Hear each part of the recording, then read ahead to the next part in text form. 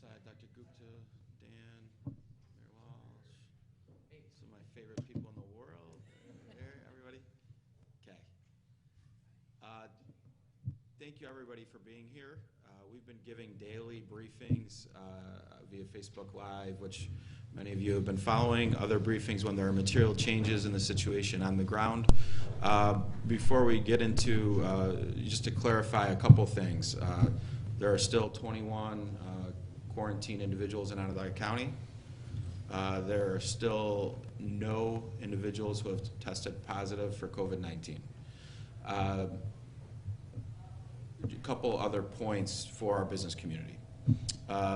We've been encouraging now for a couple weeks to really focus in on the continuity of operations, looking and assessing your technologies to see if it made sense for employees to work from home. In cases, we want to continue to encourage our businesses to do that. Also, we've been talking about dealing with employees related to sick time. We do not need employees coming to work sick, whether it's in this building or any other building or in your own business. The last thing you need as a business owner is to have one sick employee get the rest of your workforce sick. Very hard to operate your company at that point. So we are asking the private sector to really work with their employees and really help define a sick leave period. And there's lots of different things that can be done with that. Let your employees earn back sick time once we get through this process. In addition to that, to the community, it's very important that we support our local businesses at this time. Our local businesses are hurting. There's certain tourism and hospitality industries specifically that are hurting, and we need to support them and help them through that. That's part of our community rallying. So certainly we're encouraging everybody to still go to utilize your buying power to help our local economy, going to restaurants, buying from restaurants, and continuing to invest locally here. Throughout this process, we have told you we are taking a data-driven approach to all decision-making. Every morning at 9 a.m., Dr. Gupta gets to see her favorite person, me, and let me know what's going on related to what our health department is seeing, what our experts are seeing in the space. Over the last really 12 hours, there's been a change in the data, and a couple different things have happened. One being in Albany County, there was 2 new cases. Albany County being on the thruway 2 hours away. 2, Monroe County, on the other side of the thruway, there's a confirmed case. And 3, when we look at our curve, this time of year with respiratory illness, the curve is supposed to go like this, and the curve is staying flat. And so looking at all of the data, I spoke with Mayor Walsh, and we talked over the situation with the St. Patrick's Day Parade and the various concerns, the pros and the cons to have it. We consulted with the St. Patrick's Day Parade Committee, and the decision was that we are going to postpone the St. Patrick's Day Parade due to the data and the information in front of us today. This is an evolving timeline. We saw what happened when it comes to situations of mass gathering with the decisions that the NCAA made. The NBA's was a little different. The decision-making process may have been a little bit different if they didn't have a player and a whole team exposed to the COVID-19. But certainly they were going in the direction that they were not going to be having mass gatherings of fans in their sports as well. So the information continues to come in and continues to impact our decision-making process. But we are very, very lucky here in Onondaga County to have the medical infrastructure we have. Dr. Gupta and her team are doing a tremendous job. Dr. Thomas is really helping lead up a effort with all of our area hospitals. And so we're very, very lucky, we have a chart here. We'll let the doctors get into it more, but the premise is this: the longer we go without a positive case and a community spread, the more capable our medical infrastructure is to handle what is really inevitable at this point. So by not allowing these mass gatherings, that is certainly going to help us keep that curve where we are and give us more and more time so that certainly our teams are prepared for what may be inevitable, and certainly the community is not impacted. Saying that, at this time I'm going to turn the microphone over to Mayor Walsh, then we'll hear from our medical team, and then we'll take questions. Thank you. Great. Thanks, County Executive. I want to reiterate our appreciation certainly to Dr. Gupta, the team at Upstate, and the County Executive for his leadership. We have been in constant communication. Relative to the St. Patrick's Day Parade, obviously that was that was a difficult decision to make, but it's a proactive, precautionary step. It reflects the responsibility that we all have to take care of each other. As recommended by the State Health Department, we're looking at other ways to reduce density and to limit large gatherings. We're currently the city's doing a comprehensive review of all permitted activities and all city-hosted events over the next 60 days to determine what, if anything else, should be postponed. In the meantime, we want to reiterate the importance of using common sense, practicing good health habits, making good decisions about where you go, where you might be putting yourself or others at risk, having close contact with each other. Want to just make a few points about what we're doing as an employer at the City of Syracuse. At this point, there are no changes in city services and city facilities, but we are actively reviewing. As the County Executive said, this situation is changing by the hour, if not the minute. And so we're using, at every decision point that we make, we're using the best data that we have available to inform that decision. On that note, we have not requested that any city personnel move to remote work, but we have introduced remote work options and are looking at expanding our capacity for remote work. We are providing updated guidance on city employees that have constituent-facing positions that are interacting with the public regularly. We have updated our travel guidelines for employees that are traveling on official business. We've introduced enhanced cleaning protocols, not just in City Hall, but through all city facilities. As of right now, all public meetings are still scheduled to happen, but I do want to remind everyone that we have a YouTube channel where all of our public meetings in City Hall chambers are broadcast. So if you're interested in hearing what's going on, whether it be a council meeting or a planning commission meeting, you can tune into YouTube and you don't have to show up at City Hall. At this point, I'll turn it back over to the team, but again, I want to recognize everyone around this room for their support, and I can assure you we are all working very effectively together, taking this very seriously, but also making sure that we're not getting ahead of ourselves or getting ahead of the data. Thank you. Thanks, Mayor. Dr. Gupta. So good morning. I just wanted to re-emphasize the same thing which County Executive and Mayor has said. If you think from the timeline, how it has evolved in such a short time frame, in December, how many people were thinking about this when some news articles have talked about something is happening in Wuhan City in China? Nobody was thinking about that. Then WHO came and then say, oh, there's something happening, they reported. Fast forward, in like 2 months, today, March 12th, we have the public health emergency was declared by WHO on January 30th. January 31st, President declared travel ban for China. And then we have overwhelming cases throughout the Europe and now coming to United States. And also we started to see in the hot pockets in Westchester and in Seattle and California. A lot has happened in such a short time. Yesterday on March 11th, WHO declared pandemic, which raises the bar for everybody, not for anything else, but what our leaders are doing at this point, both from in terms of social distancing, how to promote the prevention part. As of it now, we do not have any case, but we are preparing to make sure it takes as long as to have that case get introduced to our, infection comes to our community. And if it does come, how can we reduce the transmission of infection? That's what we are trying to do. So all effective work. with the health systems. We are working with Upstate, St. Joe's, Krause, VA, and to the primary care provider, and to the CBOs, and you name it, I mean, from schools and everywhere.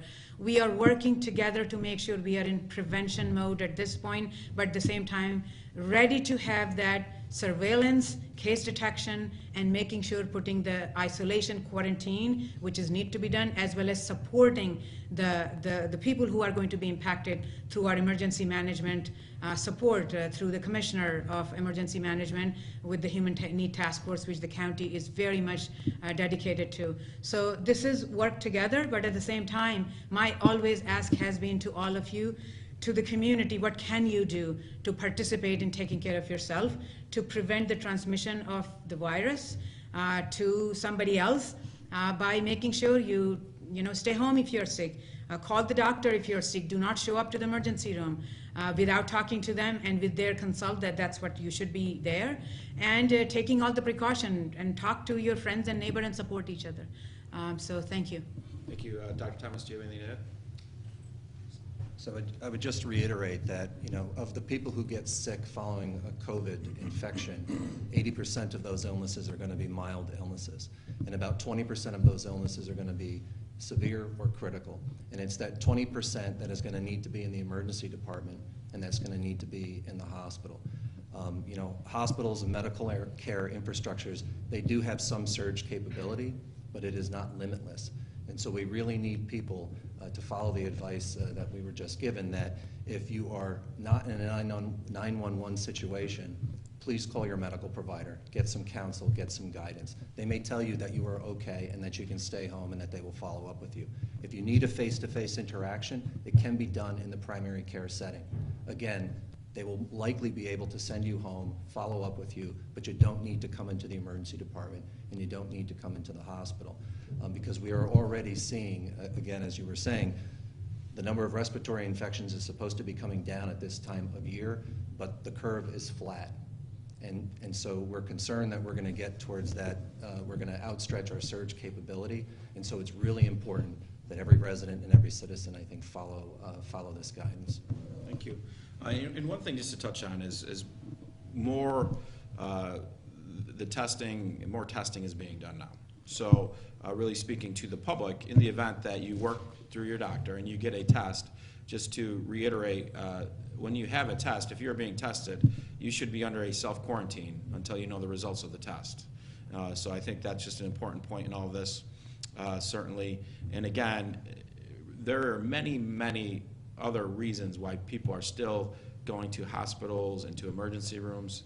That's why it is so critical that you don't just show up if you have flu-like symptoms. You need to call your primary care provider, or you need to call urgent care. You need to call the emergency room and really have a coordinated path to getting the treatment that you need. Saying that, questions? Ryan, at what point did you realize that the situation had changed enough to postpone the parade? Yeah, look, there's different pressures.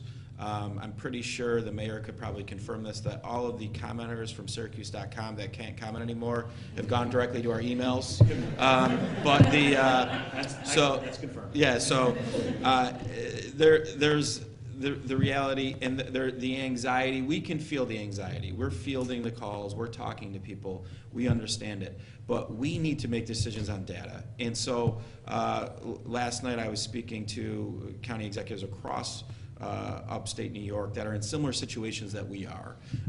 And actually I spoke to every one of them that has a city, and the mayor's probably talking to their mayors at the same time. And so we were looking and we're comparing notes, and certainly I think when Monroe County confirmed that their first case, that changes things.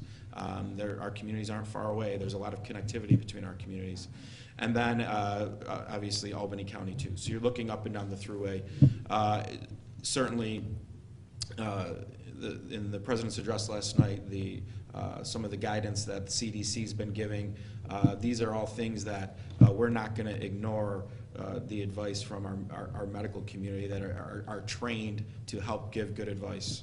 And so when you weigh it all in and you weigh the pros versus the cons of having an event like this. The mayor and I talked a lot about that, and there weren't many pros at the end of it. We're postponing an event. We're going to have a great St. Patrick's Day parade at some point this year. Do we know when that is? We don't. How can you stop people, let's say, this weekend from crowding into Kitty Hoy's? I mean, that's gonna be as bad as, Yeah. being in the parade, which is kinda outside, Yeah, look, the answer is we can't. So that's, I mean, part of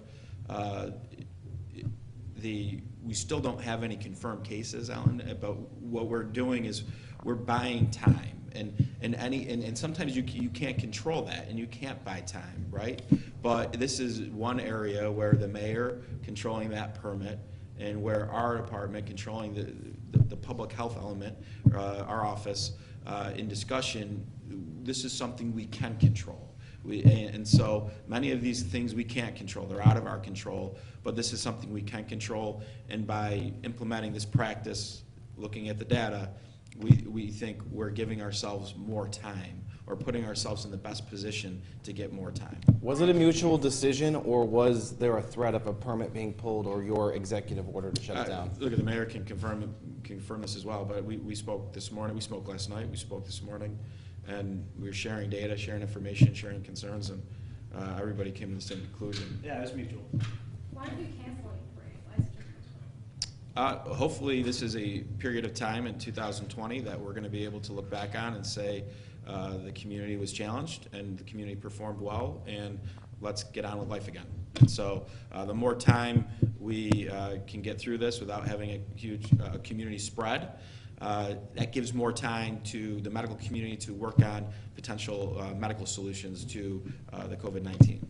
Because there are cases now in our neighboring large counties, not directly neighboring, but down the thruway, like you said, because those counties have confirmed cases, do we now treat patients coming into medical facilities differently? Is community spread more possible today than it was prior to these cases, where travel is no longer a requirement to test for COVID-19? Yeah, I'll let the doctors if they feel I'm going off track, they always have the right to pinch me. But I think, Andrew, that for the medical community too, guidance is changing and all the time as well. And certainly before COVID-19 was on our shoreline in our country, it was probably looked at differently and treated differently. But the reality is it's still flu season. Part of these mass gatherings can put people who are susceptible to the flu, who are at risk, susceptible to that as well. But I'm not going to talk about the medical communities the way that they've changed. I don't know, Dr. Gupta, if you want to touch on that question, or Stephen. But overall, everything's evolving, and the guidance is evolving. Yeah, so it does impact in terms of that how is your neighboring counties, because these people travel, and that actually weighs on to the doctors who are seeing the patient. They're going to do a thorough history, but at the same time, were you in the same connectivity? And sometimes if there is a suspicion that it should be, then they should be testing it. I think Dr. Thomas can directly talk about that because he's directly involved in that. Sure. Yeah, I mean, at baseline, we have a very international community, and we have a community that's very mobile. And so the fact that we have 2 cases in Saratoga County or Albany County or one in Monroe doesn't really change the calculus that much, to be honest with you. I mean, for the last couple of weeks, COVID has always been in the list of potential causes for a respiratory infection. As was mentioned, we're in a good position here in the sense that we have not diagnosed a case of COVID in Central New York, because we can live in 2 worlds. We can live in we're still in prevention mode world, right? Like the decision this morning, and we can also live in the mitigation world, meaning we are going to plan for what hopefully doesn't happen, but what may happen, in that there's sustained community transmission. But at the patient to doctor level, it was always, at least for the last couple of weeks, it was in the list. So the close cases doesn't necessarily really change that at all. Dr. Thomas, some people's only access to medical care is the emergency room. Is the hospital taking steps to separate a person who thinks they may have COVID-19 from somebody who has a broken ankle? Yeah, so, I mean, it's the same steps as if we think they have influenza, if we think they have tuberculosis, if we think they have some other potentially communicable disease that could be transmitted through a respiratory route.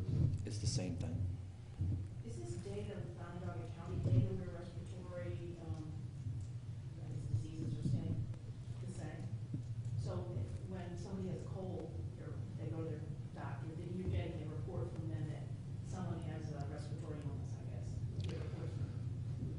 Right, so Dr. Gupta can comment on this as well, but yes, so there's a network that is constantly tracking influenza-like illnesses and feeds that data to the state, and the state then feeds it back. We have our own internal data, of course. This is something that we're always kind of tracking. So yes. I've heard that some patients are getting conflicting information. You know, they're told to call their doctor. I talked to a woman yesterday who did that, and she said the doctor told her to call the health department. I think she called the state health department's 888 number, and no one answered. And then she got through to someone, and they said, call your doctor. So it's kind of like, who's on first? Right. So I think there is a little confusion in everybody's mind. That's true because it's so new. You can see the timeline. It was so short. Their new guidance has come. They change in 48 hours in terms of having local health departments are the, you know, like I should say approval for any testing to move to the primary care doctors or the doctor who's seeing based on the judgment. I think we talked about during the last meeting also here is the New York State Department have the very clear guidelines. There are 5 criterias in which gives very clarity, and they're posted on their website. Anybody has access to. You all can go through that, go to the healthcare provider section, and you can actually find them. So the physicians know their patients. So if I have so many patients, let's say, if my patient calls me, I would know who or she is, then I'll go and screen and triage them and say, did you go there, did you do this, and following all those things and take good history and say, okay, I don't think you actually are at a high risk, so I'm not concerned about that. And if they are concerned about that, they can go ahead and try to plan for the testing of the order of the test. The one part is the one guideline is there, is that if there is a confusion, if somebody who is vulnerable, if that feel like maybe low index of suspicion, then you work with the local and state health department. And we work and we say, okay, that makes sense, it's logically, so let's go for the test. But it sounds like there's a fair amount of confusion Right. among the primary care doctors. So we are working on it. That's the only thing. I know Dr. Stephen has been working. We are working together with the other leadership in the physician community and continue to have the same dialogue. You're absolutely right. There's a little confusion because the way the guidelines were rolled out, and we are trying to remind them this is something we need their engagement, and we need them to screen the patients. That is important for them too, so they can order the test themselves, because what is the point of having availability of tests if the primary care are not involved? Because health department alone cannot do that. ER cannot do it alone. They are getting the sickest people for the most part. That's what we are hoping. We don't want people to line up the ER because they want the test. So that's the guidance, is to call the doctor if you are sick, if you're feeling symptoms. And my ask of all of the community is make sure you're well informed. And we have talked about this. Go to CDC website, go to New York State Department of Health website, go to Onondaga County Health Department website, and see where do you fit in. People are smart. They actually, information is in their fingertips, and talk to each other. Support, the families need to support each other. Kids need to support the parents and grandparents, the neighbors, and have a discussion. Don't go to any crazy website. I always said, don't go into hoax and fake news and all those things. Please stick to the scientific-based information. And that's what my biggest ask is. That's what I said. How can people participate in taking care of themselves? If a primary care doctor orders a test for his or her patient, are the doctors equipped right now to take the swabs themselves, or do they have to call Upstate or Krause and say, I have a suspected patient, and have the hospital do it in an isolation room? You want me to answer? Yeah. Yeah, you've asked a really complex question because you have individual hospitals, they have hospital systems and hospital infrastructures, and then you have ambulatory care clinics that are associated with each of those hospitals, and then you have primary care, could be private, that could be associated with those hospitals, and then you have urgent care that's even another, in this county alone, 14, 15.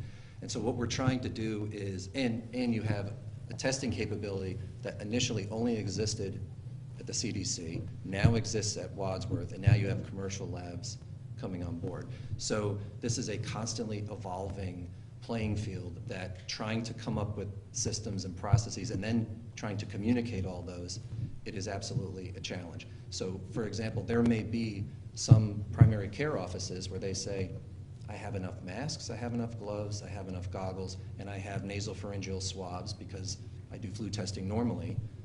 They could do business as usual, and whatever lab is going to do the COVID testing for them, they'll have a courier, they'll come and get it, they'll take it away. There are other places that don't necessarily have that. So what we're trying to do with kind of our COVID team is make sure that we're interfacing and networking with all those primary care offices, make sure that we're networking with the urgent care offices, doing gap analyses to find out who has what, and then trying to get them the resources that they need so that, again, it's that 20% of a high-risk population that are the sickest that can enter the hospital system, and the others can stay out into either managed from home or managed in the primary care setting. What's the status of test processing at Upstate? So, like timelines or, yeah. All of it. So if I see somebody who COVID is on my differential diagnosis, I can easily get a swab, I can easily put on PPE, I can collect the sample that I need to, it goes to my lab, and right now I would say that we have been testing people. The Wadsworth lab has really been doing an incredible job. The turnaround has been incredible. So at least the last couple tests we've sent, we get results in less than a day. Let me clarify, the actual sending of samples to Upstate to be processed. One of the governor's directives was to allow test processing at Upstate. In your own lab? So again, so I just mentioned a bunch of networks. We don't manage the processing of samples for all of those networks. But didn't Right. the governor specifically call out Upstate as a possible place for test processing to happen? It's possible that he did. I'm not aware of that particular. It's not, to our understanding, it's not It's a happening. work in progress, I think. Yeah.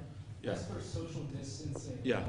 Has there been any conversation with places like the fairgrounds, given their upcoming expos and bigger for that? Yeah, we're considering social distancing policies. This was an easy one because it's a mass gathering, and we have guidance on that. We have data to show that this is something that will help us keep that curve going in the right direction.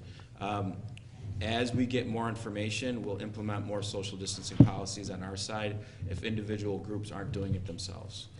Right now, again, we don't have a confirmed case at this point, so a governmental social distancing response isn't appropriate as of this time right now at 11:40 on a Thursday afternoon. That could change at 2 p.m. on a Thursday afternoon. Does anyone have an idea yet how many people have been tested in Onondaga County? I don't know the numbers. I know that the testing numbers have picked up just like other communities. And we certainly, Andrew loves this question too, Jim. There's certainly, once we have a confirmed result, we'll get back together again and we'll have a conversation talking about We that. have no idea how many No, of course, people have been tested. that's a moving target. I don't know if we have a whiteboard that shows each day this many people were tested or whatnot, but that's a moving target by many different folks. And I think to your question earlier about the process is going to continue to evolve, and the process may change as far as testing goes in the event of a community spread.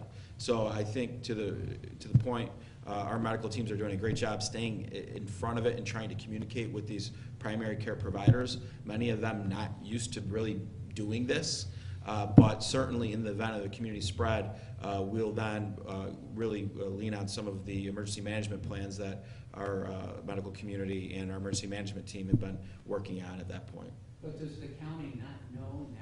Dr. Gupta, do you want to? So because any primary care provider can order the test, right? So they don't need our approval, and what will happen that we get the report of them next day. So we get all the results, negative and the positive. So we will know it afterwards. We will not know it beforehand because there's no other way to do. So everything goes into the secure lab system, which we are responsible for our community like any other local health department. So we will have all that data once the tests are done. So you don't want to say how many, let's say, negative tests you've gotten back and looked at? So right now, I think we are focusing on, do we have any positive? Because if you think of that, and I don't want people to focus on how many negative also, because it just creates a lot of anxiety. How many tests are done? What are you doing? How many? That indirectly relates to and it feeds to the anxiety of people. Oh my God, so many people have this problem and so many people are being tested. No, that doesn't mean that. Because the bar has been lowered in terms of testing, that we are trying to identify people before. So it's good that we have a negative testing. And we are looking for, do we have any positive? Our focus is in the positive, and we really are in prevention and mitigation mode. So that's what we are focusing on. Yeah, but there's a great deal of concern nationwide throughout New York State that there's not enough testing being done. So there may be people who have anxiety because they're thinking, well, if they've only tested 3 people, there could be thousands walking around So- Syracuse that have this. So I don't understand the refusal to tell us how many negative tests there are. Jim, I think it's accurate, though, to counter that, is that there has not been a human being in our county that has been symptomatic that has been refused to test. Okay, so the anxiety there, I had someone send me an email that their question was, why isn't everybody in the county getting a test? It's ridiculous. There's no reason. If you're not symptomatic, you most likely are not going to be carrying COVID-19. So we're people who are symptomatic that they go see their doctor. Again, our infrastructure, what we're worried about here, can't possibly entertain 470,000 human beings being tested for something that we know they don't have. So what we need to focus in on is proper procedures so that infrastructure holds up and that people who are symptomatic get the tests and get the turn time in a very timely basis so that we can then implement our policies and our emergency management plans in the event that we have a case. If we're testing people that we know don't have it, that's going to change everything. The labs are going to get backdated and backlogged and we're not going to know for 3 or 4 days of who's actually positive. And then think about all those contacts that person may have had with the community. So I think this feeds into the anxiety of the community. But what we can say is that anyone who is symptomatic in Onondaga County, that their doctor says needs a test, goes through a review with the health departments, and they get tested. Nobody's been denied that test. The 21 people who are quarantined all are connected to international travel. Will there be a point where we're asking people to quarantine if they've been exposed to a confirmed case within the United States? Oh, yeah. I mean, that's part of the investigation. If we get a positive test, the health department's going to go and do a rigorous investigation on who all these people have had contact with, and then those folks are going to be put in a quarantine. How about a not positive test, though? Because the 21 people for international travel aren't showing symptoms, aren't positive. But what if you were exposed to, like the Syracuse Media Group reporter who was at a conference, was exposed, then came into contact with workers? We reported that yesterday. Will those people be quarantined? If they're not symptomatic and they don't have COVID-19, there's no reason to put them into. But isn't that true for the 21 people from international travel?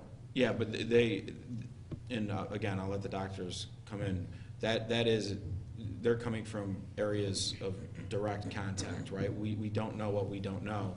In these cases, for the Syracuse Media Group situation, we know specifically as follows. The person who tested positive, that person then goes through their investigation with their health department. Who did you have contact with at that conference? They then go through there. Then they look at other people they may have had contact with, and they contact all of them. So again, if there's 30,000 people at a conference, and many of these conferences are that large, and you're here and your contact is here, and that probably never got to you, the health department officials work and through data and science figure out if that's really a situation where there needs to be a quarantine.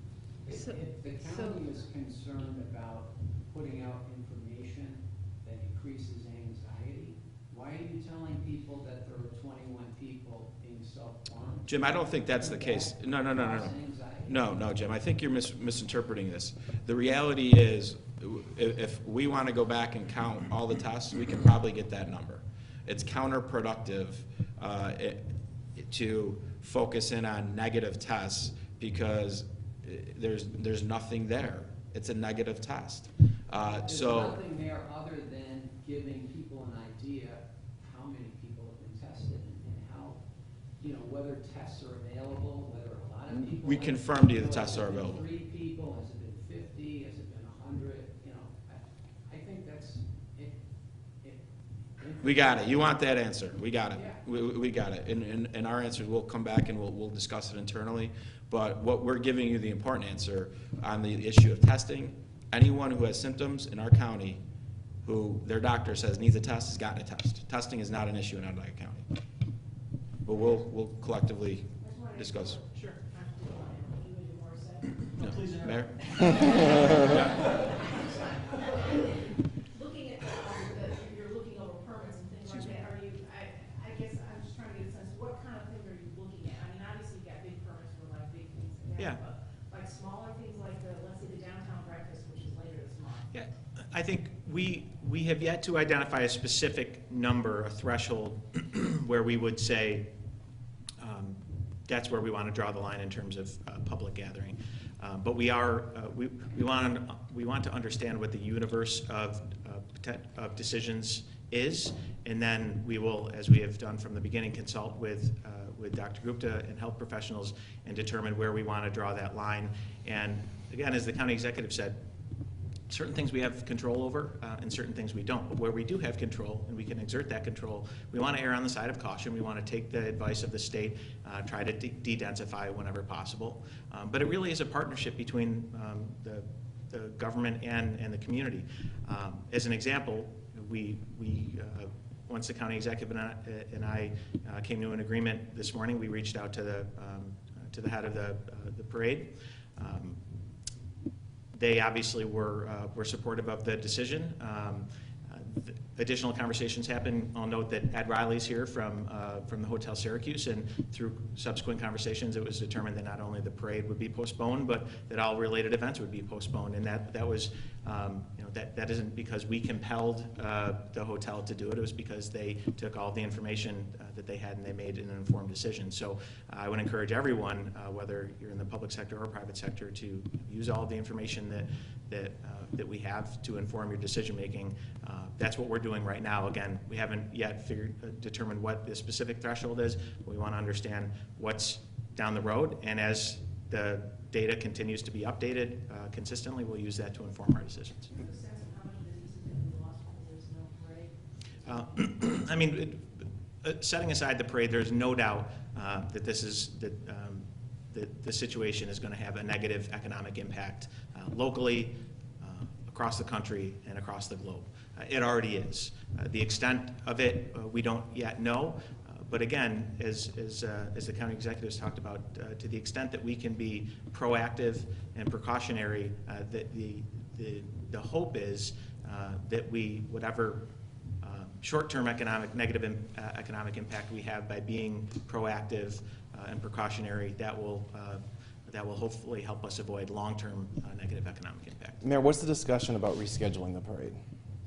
I'm sorry? What's the discussion about rescheduling the parade? Well, there is a consensus between the county executive and I and the parade committee that we want to reschedule it, but until we see how this all plays out, it would be premature to begin identifying specific dates. What about some of the other big events? I mean, the New York State Fair is, I know we touched on it a little bit, but the New York State Fair is only a few months away. Is the possibility of canceling or postponing the fair on the table? So I'm gonna give the county executive a little break here. Neither of us have direct oversight over the fair, but I think the fact of the matter is, as of yesterday, the parade was on. As of this morning, we sent out a traffic advisory on the parade about the same time I was hanging up with the county executive. That's how fluid and dynamic this situation is. So for us to speculate as to what's going to happen in August and September is not appropriate. This may be a stupid question, but things are outside, like baseball. You know, when baseball season will start in less than a month. Yeah. Are things that are outside safer to go to, let's say, than, let's say, in a room? Well, I mean, common sense would assume that, right? But I think the issue is anytime you get so many people together in areas that could lead to a spread, that's something in your control. Certainly with, the professional leagues are all making their positions known on how their seasons are going to be impacted, and that will certainly drive the decision-making. I think you've seen, I think the NHL has taken a position today at some point. Certainly we saw the NBA's position. Major League Baseball is right around the corner. I'm sure they're going to be taking a position on this. There are scheduled crunch games. I believe AHL is also going to be making a position later today as well. So I think right now, the medical community has given the advice to various leaders that these mass gatherings are problematic, and even in communities that don't have a spread yet. And those communities can really get ahead of the curve by doing everything they can to avoid a community spread. In communities that have the situation, they want to temper it down, and I think that's why you saw the 30-day travel ban to all of Europe, where Europe is having some serious challenges right now. So I think this is an evolving situation. We're making decisions based off of data that's impacting us here locally in areas that we can control.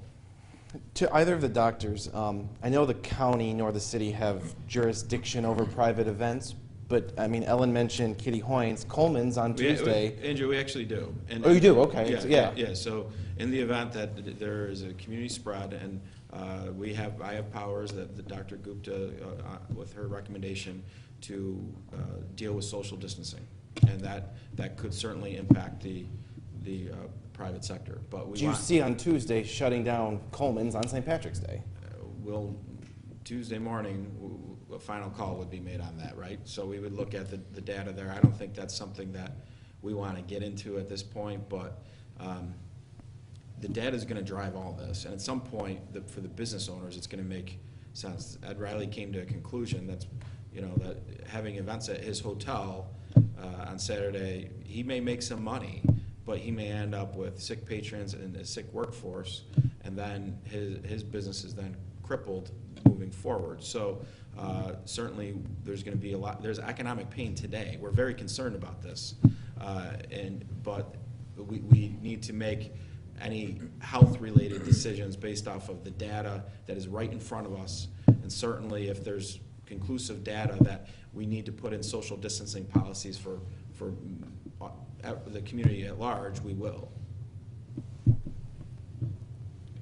Anything else, guys? You're gonna have a Facebook thing at noon? I'm gonna go do a quick Facebook Live at noon and say the exact same things I said, and then and if Jim Mulder's not watching, I might break his news in his question right there. So he better be watching. Yeah.